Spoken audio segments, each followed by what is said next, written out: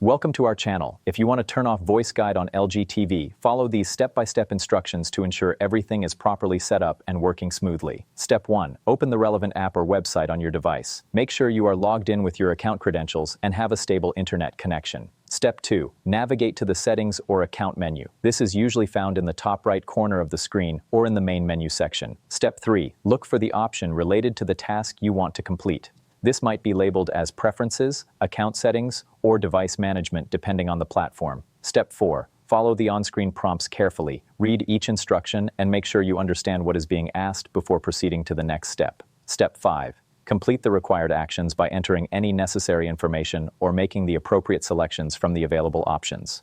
Step 6. Confirm your changes by clicking the Save, Apply, or Confirm button. Some platforms may require you to verify your action through email or text message. Step 7. Test the changes to ensure everything is working as expected. If you encounter any issues, you may need to restart the app or device. Step 8. Check for any confirmation messages or emails that verify the process was completed successfully. Keep these for your records in case you need them later. Don't forget to like this video and subscribe to our channel.